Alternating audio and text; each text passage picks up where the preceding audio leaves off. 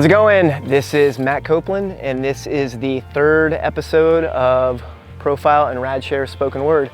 We just got to Shark Valley, which is the upper central part of the Florida Everglades. It's about 4 hours from Tampa. It has basically rained all week. So as we got here, we were getting ready to do a 17-mile loop around that loops out to an old drill tower and then back down to the Miccosukee skatepark, which is pretty much right next door. However, the rain has basically inundated the Everglades, so the loop is inaccessible in completion. So we're gonna do half of it today, but it's still gonna be an amazing ride because the Everglades are incredible. We brought Chad Degroot along this time as our guest profile rider, so we'll be interviewing him en route. The Everglades is the third largest national park in the lower 48. I come here multiple times a year to visit.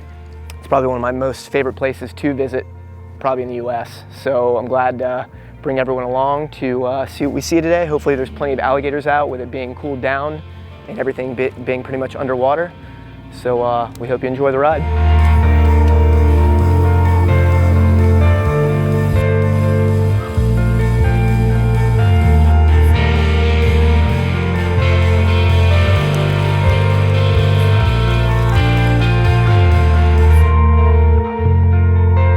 So the amazing thing about the Everglades is that it's not necessarily known for its natural beauty, even though there is quite a bit of amazing things to see here, but it's more about its biodiversity here within the state of Florida in the United States. So this looks like a swamp, but it's actually running water. So a couple hundred miles north of here is Lake Okeechobee, which is a massive lake. We actually rode it around it earlier this year for another Radshare ride.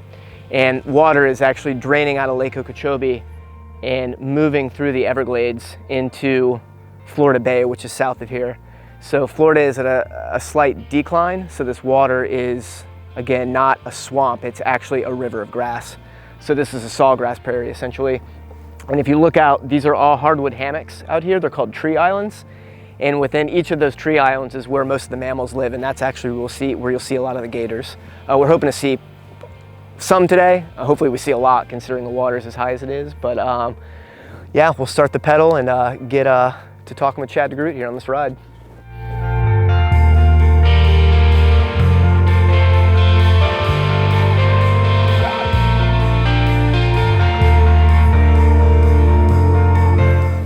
This one might be hungry. So wild. Little mat snack right there.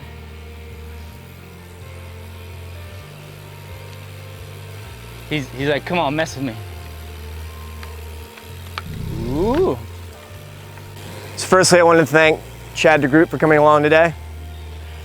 So, Chad, my first question to you is, you know I love Florida, and I'm really fascinated by, A, what brought you here to the state of Florida and what's kept you here? What initially brought me here, I guess, was a contest. It was a Badlands contest first, and then Daytona contest. So like those are the first two real times to Florida. And I think it was like the overall thing, the UGP, the Rob Nolly, the Banky, the GT, like all that stuff. It's like everybody looks so happy down here in the winter. To back up, we used to go to Arizona every year. Yep. So we did that for three winters. It was like 93, 94, 95. And then 96 was like the real come down here. Yep. Because I visited a few times and I'm like, there's like a serious crew of riders down in this area. So I always liked the fact that you could turn right, go to the beach, turn left, go to the beach. Flat was your focus then, and obviously being able to ride year-round outside was a big deal, I'm assuming. Yeah, it's huge. I mean, riding parks was like maybe at night or weekends, but riding flat was the, 6 to 8 hours a day.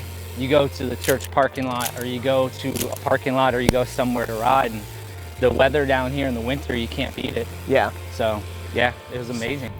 So randomly pedaling, we just found this snake skeleton, which I thought was a good segue to talk about the python issue down here, because pythons are an issue in the Everglades. They're everywhere here. They reproduce really quick and they reproduce a lot. So from what I've heard, 90% of the mammals have been basically eradicated by the python populations here, so they're slowly ticking away at getting them out of here, but it's a slow process that may or may not ever happen, unfortunately.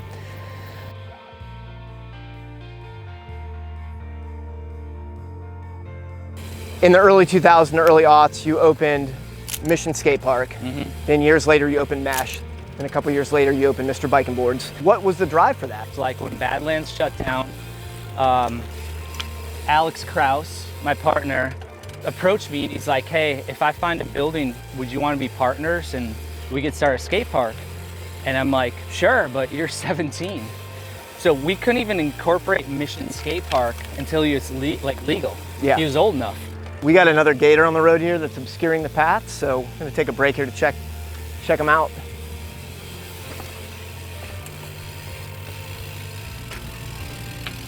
So we stumbled upon another gator here. The amazing thing about where we're at in Shark Valley and the Everglades in general is that this is the only place on Earth where alligators and crocodiles actually commingle. So this is an American alligator. It's doubtful we'll see a crocodile here. I've never seen any in the park. I've heard in areas where they are, there's very few of them, here in particular. As you can see along its back, it's got scoots, which are the spikes that stick up. A device in the gator itself to kind of measure temperature and whatnot, but they're out right now because of it being cooler and the water being up. So usually if you come here in summer, you don't see much wildlife at all. We're here in November, it's getting cooler, so you know the gators, which are cold-blooded, are coming out.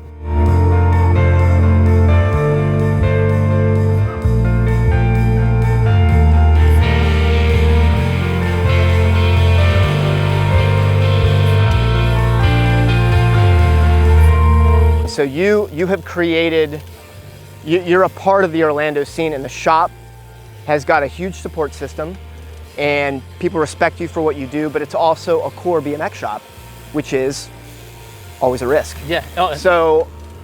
But you did it and you made it work, and that's really impressive.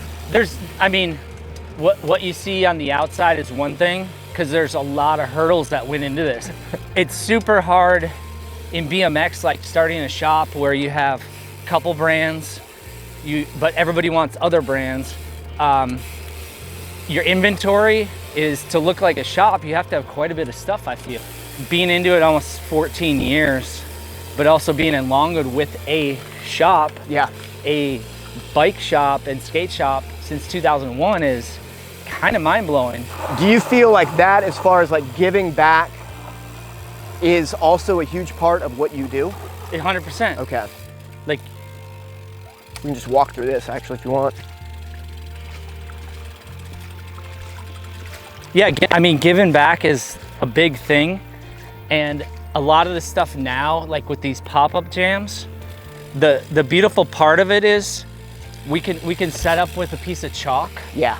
We can have a megaphone with batteries, and all these parks are public and free. Yep.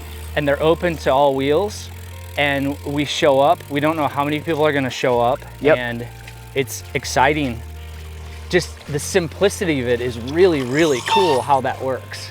And I feel there's a ton of shops, but a lot of other like cities can do this. A lot of other shops can do this. A lot of kids can do this. Sure, you know? absolutely. So I think this is a good stopping point. So since we showed up at Shark Valley today, because of the rain again, they said that the trail is closed, which it looks like we're coming up on the closed section right here. So we're gonna loop back around. Probably gonna make this loop today about a 10 mile instead of the 17 mile that we were planning for. But saw a park ranger and he said, do it at your own risk. So it looks like the path is wet to the tower, but we're gonna risk it to go there because it's really that awesome to check out. His feet are gonna be soaked. I'd rather have wet tires than wet feet.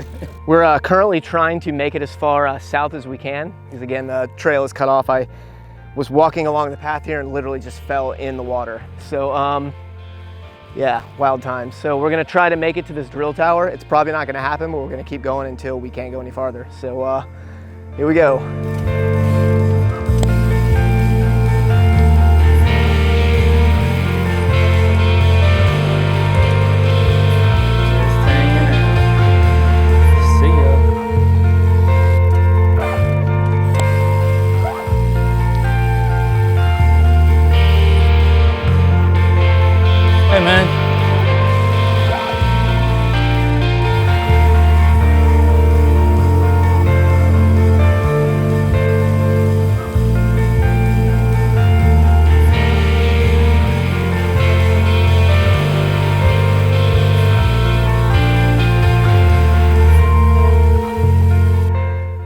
we are halfway through the day. We just pedaled really slow through a bunch of standing water to get to the Shark Valley Tower, which was built in 1984. It was an old drill tower that actually failed to drill any oil. So it is 70 feet tall, and when we get to the top, you can actually see 20 miles out across the Everglades. After this, we've got to head back to get to the Miccosukee Park before it gets dark so we can have our session in. But again, I wanted to thank Chad Degroot for coming along. Just go up. And we've got a little gift for him that we did in the machine shop in remembrance of your Shark Valley ride. We actually laser etched a nice little shark on there for him on a Mulville push cap. And that's Wow. going to you. Thanks for coming along. Thank you.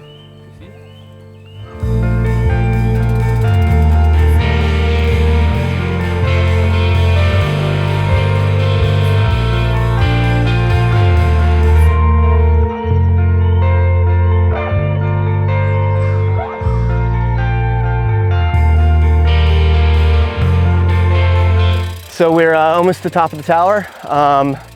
Again, the park ranger said we had to come out here at our own risk considering the flooding today. So it was brutal getting out here. We were actually at one point in water right near an alligator swimming, which was terrifying, but stoked to make it here. And hope you enjoy the scenery.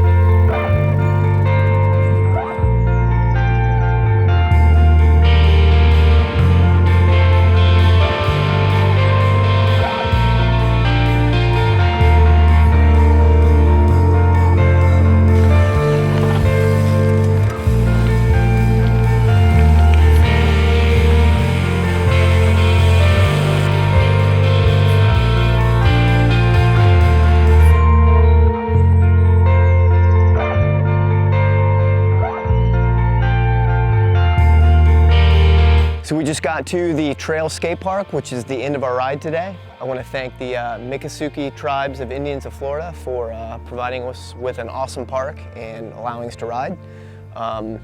This skate park actually overlooks the Everglades, which is really, really quite amazing. So we'll get our last sessions in here before the sun goes down and enjoy the session together.